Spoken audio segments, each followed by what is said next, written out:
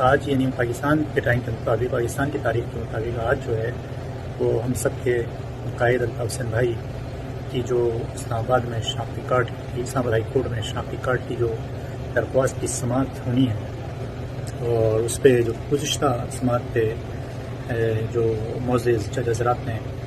ریاست پاکستان کے ذمہ داران کو طلب کیا تھا، ان سے وضاحت طلب کی تھی،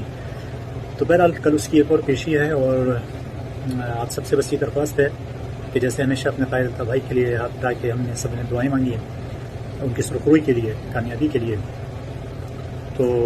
ویسے ہی دعا کریں، کر بھی رہے ہوں گے یقیناً، لیکن آپ تھوڑا سا خاص طور پر زیادہ انعماق سے اور زیادہ توجہ کے ساتھ تمام بچے بڑے بوڑھے سب بہت دعا کریں اپنے قائد کے لیے، اپنے پیر و مرشد کے لیے، اپنے رہنما کے لیے. اللہ تعالیٰ انہیں کل کی جو پیشی ہے وہاں پہ اس میں جج حضرات جو ہیں وہ مثبت کوئی انصاف کے راستوں کی طرف جائیں، اور الطاف بھائی کو جو کہتے ہیں، ہم ہیش ٹیگ بھی چل رہا ہے الطاف حسین نیڈز جسٹس، تو ہم انصاف طلب کر رہے ہیں اپنے قائد کے لیے،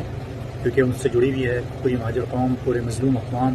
سندھ بھر کے گاؤں دیہاتوں شہروں میں رہنے والے لوگ الطاف بھائی کی طرف دیکھتے ہیں، جن کی امیدوں کا مرکز ہے الطاف بھائی. تو ان کی تحریر، تقریر، تصویر پر سے پابندی ہٹنا انتہائی ضروری ہے، اور اس ضروری کام کے لیے